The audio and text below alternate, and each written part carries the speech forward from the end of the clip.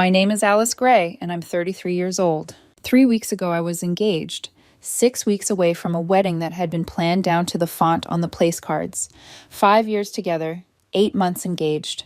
A future I thought was solid, dependable, safe. I used to believe that if you stayed long enough, if you loved hard enough, things eventually made sense.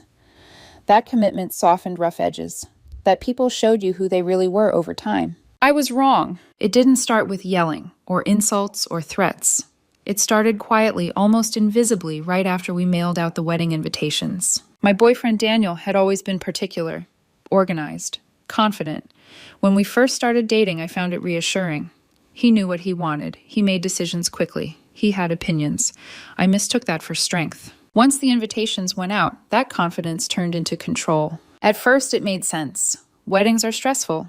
Everyone warned me. Friends laughed and said, just survive the planning. Marriage is easier. Daniel needed to approve everything flowers, music, seating charts. Fine, I expected that. But it didn't stay there. Soon he was commenting on what I wore on weekends, asking why I chose certain outfits, suggesting alternatives that felt less like advice and more like instruction.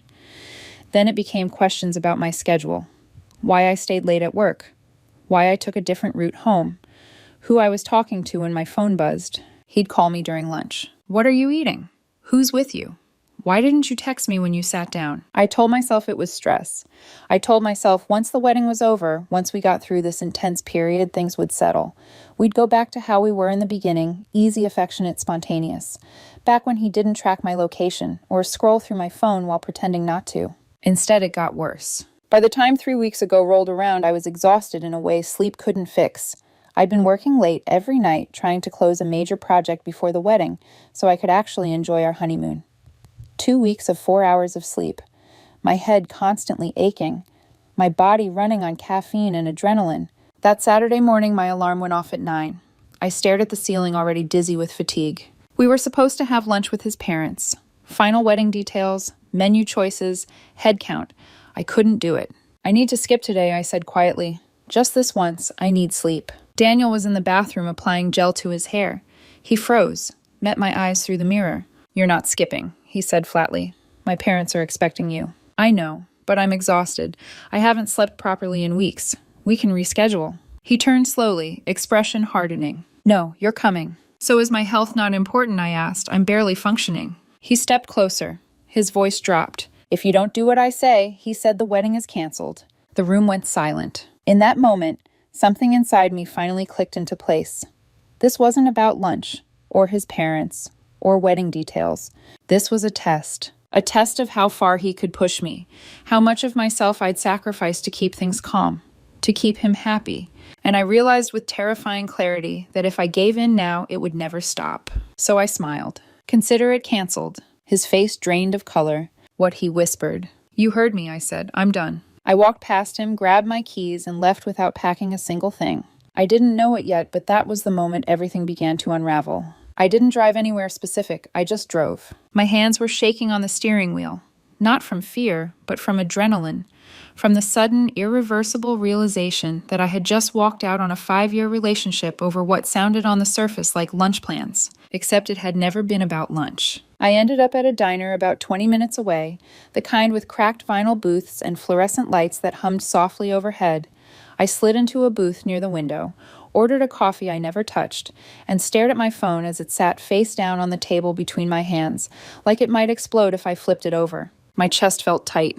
My thoughts kept looping. Did I overreact? Was I really about to throw away everything? Then another thought cut through all of it, clear, sharp, undeniable. If I go back now, I will never be free. That's when I called my lawyer. His name is Michael, and we'd been friends since college. He'd gone into family law divorces, custody battles, financial separations, the kind of guy who didn't panic easily. Hey, I said when he answered, I need help. Today. There was a pause. What happened? I just ended my engagement, I said, and I need to protect myself, legally and financially. He didn't ask questions, just said, come to my office. I'll meet you in an hour. When I arrived, he already had coffee waiting and a legal pad covered in neat, deliberate handwriting. I told him everything. The months of escalating control, the monitoring, the isolation from friends, the constant questioning, the ultimatums disguised as concern. Then I told him the part I'd been avoiding. 2 months ago, I said Daniel opened a credit card in both our names, without telling me. Michael looked up slowly. When did you find out? Last week. The statements came in the mail. Almost $20,000. His pen stopped moving. Wedding expenses, I continued. Venue upgrades, designer alterations, a videographer I never agreed to. He told me he was using his savings. Michael exhaled through his nose. Do you have proof? Statements, emails, screenshots. I forwarded everything to myself the day I found them. He nodded once. That's fraud, technically. I felt something cold settle in my stomach. Saying it out loud made it real. We spent the next 3 hours drafting documents. A formal termination of the engagement. A financial separation agreement clearly stating I was not responsible for any debt incurred without my consent. A demand for a full accounting of every wedding payment I had made. Contingency paperwork for a harassment order if things escalated. By the time I left, it was evening. I carried a thick envelope under my arm, heavier than it looked. Copies of everything. Ready to be couriered first thing Monday morning. That night, I checked into a hotel. Nothing fancy. Just a clean room, a locked door, and silence. I turned off my phone. Ordered room service, took a long, hot shower, and let the water run until my shoulders finally dropped. Then I slept. 12 straight hours. When I turned my phone back on Sunday morning, the screen lit up like a warning flare. 83 missed calls. Over 100 text messages. All from Daniel. I didn't read them yet. I didn't need to. I already knew the pattern. I finally turned the phone face up. The messages came in waves exactly as I'd expected. The first ones were apologetic. I didn't mean it like that. Please come home. We just need to talk. Then confusion. Where are you? Why aren't you answering? This is childish. Then anger. You're being ridiculous. Grow up. You're ruining everything. By the time I reached the bottom, desperation had taken over. I'm sorry. I love you. Don't throw away 5 years over one fight. Then the manipulation. I talked to my mom. She thinks you're having a breakdown. Do you need help? And finally, the threats. If you don't come back tonight, you'll regret this. I'll make sure everyone knows what you did. I took screenshots of every threatening message and forwarded them to Michael with a single line, add these to the file. He replied within minutes. Good. Don't respond. Monday morning, I arranged for a courier service to deliver the envelope to our apartment. I requested signature confirmation. I wanted a timestamp. Proof of the exact moment everything shifted. At 10:47 a.m., the courier texted package delivered and signed for. 5 minutes later, my phone started ringing. Daniel. I declined the call. He called again. Declined. 16 calls in 10 minutes. Then the voicemail started. What is this? He demanded. You can't be serious. Call me right now. This is insane. You're insane. We're getting married in 6 weeks. You can't just end things like this. If you think I'm signing anything, you're out of your mind. My lawyer is going to destroy you. I saved every voicemail, sent them to Michael. By noon, his family joined in. His mother, his father, his sister, friends I hadn't spoken to in months, all with the same message, fix this. He's devastated. I ignored them all. At 2 p.m., Michael called. He just screamed at my receptionist for 10 minutes. I closed my eyes. Let me guess. Threatened to sue everyone. Yes, I told him if he contacts you again without legal representation, we file a harassment complaint. That evening, someone started pounding on my hotel door. I froze, checked the peephole. Daniel. I know you're in there, he shouted. Open the door. We need to talk. My hands were steady as I called the front desk. There's someone banging on my door. I need security. They arrived quickly. I heard his voice in the hallway, pleading, then angry, then crying. He told them I was his fiancé, that he just wanted to talk. They told him to leave or they'd call the police. I filed a police report anyway. Paper trails matter. The next few days were chaos. New social media accounts, emails, messages through mutual friends.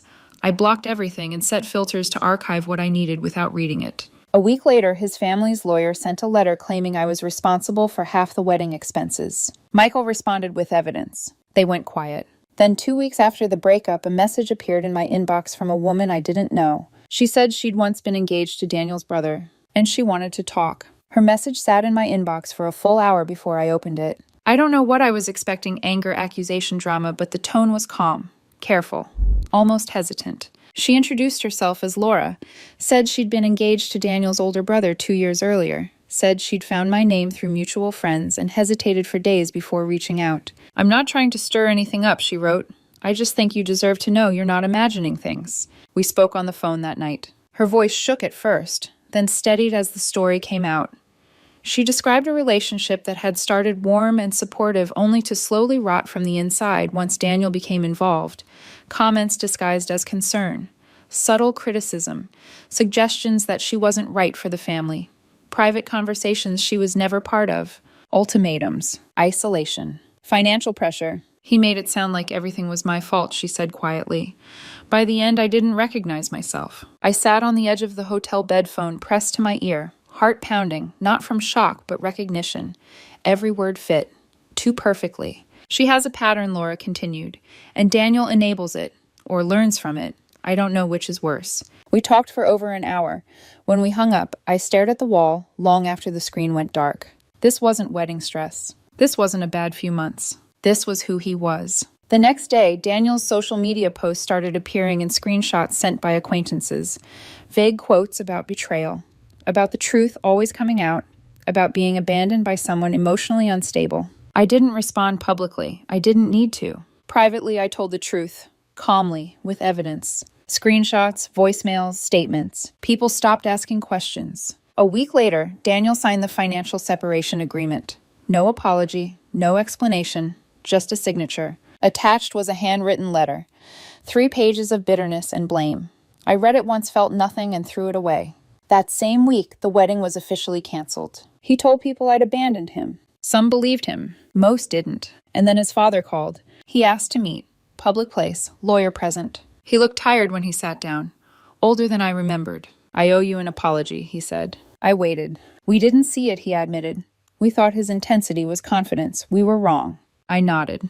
There's no fixing this. I know, he said quietly. That night, I slept peacefully for the first time without fear of the next ultimatum. 3 weeks after the breakup, the signed documents came back through Michael. No message, no explanation. Just Daniel's signature at the bottom of every page, pressed hard enough that the pen had nearly torn through the paper. His lawyer had advised him he had no choice. The credit card was in his name. The charges were unauthorized. The evidence was airtight. Legally, it was over. Emotionally, he wasn't done. The handwritten letter arrived separately. No envelope, no return address, just folded pages slid inside a plain folder. I hope you're happy. You destroyed everything we built. You threw away 5 years because you couldn't handle one fight. You're a coward. You'll regret this for the rest of your life. I read it once. I felt nothing. No anger, no sadness, no guilt, just distance, like reading a stranger's confession and realizing it no longer belonged to me. That same week, Daniel officially called off the wedding.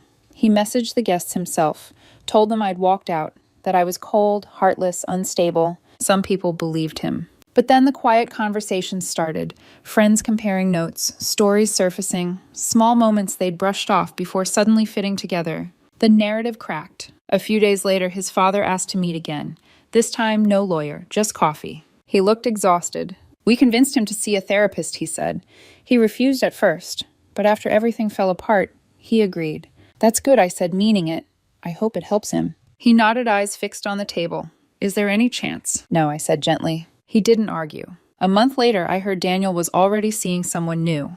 A woman he'd met online, moving fast. Too fast. A mutual friend told me she'd seen them together at a restaurant. Said Daniel corrected how she spoke. Told her what to order. Checked her phone when she went to the bathroom. She looks uncomfortable, the friend whispered. It's happening again. It wasn't my problem anymore. 6 weeks after the breakup, an email landed in my inbox. Subject line closure. It was long, rambling, full of therapy language and half-acknowledged responsibility. He said he was working on himself. Said he wanted closure. Said he needed one conversation to heal. I didn't respond. Michael had been clear. Silence is the boundary that can't be crossed. Around the same time, I found out Daniel had been telling people I was emotionally abusive, that I'd manipulated him, that I was the reason everything fell apart. A few of his friends reached out cautiously, asking for my side. I sent them the same things I'd sent everyone else. Evidence doesn't argue. It just exists. Most stopped talking to him after that. Then his new relationship imploded. The woman did some digging, heard the stories, broke things off immediately. When Daniel showed up at her apartment begging, she threatened to call the police. The pattern repeated itself. From a distance, I watched his life collapse in on itself. And for the first time in years, I felt absolutely free. It's been 5 months since that Saturday morning. 5 months since Daniel stood in our bathroom and tried to end our future as a way to control my present. I moved into a new apartment 2 months ago. Different neighborhood, smaller space. No shared memories embedded in the walls. Every piece of furniture chosen because I liked it. Every decision mine. I went back to the old apartment once with Michael and a police escort to collect my things. Daniel wasn't there. His mother was. She stood in the doorway, arms crossed, eyes sharp with resentment. But she didn't say a word. I took what was mine, left the keys on the counter, closed the door. That was the last time I ever stepped inside that place. I changed my phone number, updated my email, locked down my social media, clean slate, no open doors, no loopholes. I've been dating casually. Nothing serious. And for the first time in my adult life, that doesn't scare me. I'm not rushing toward anything. I'm not proving anything to anyone. I'm rediscovering the version of myself I slowly abandoned. Old hobbies, old friends, quiet mornings without interrogation. Even silence feels different now, peaceful instead of tense. A friend told me recently, "You're lighter. You smile more." She was right. Daniel's brother reached out a few weeks ago. He apologized for everything. Said he'd cut ties with his brother completely.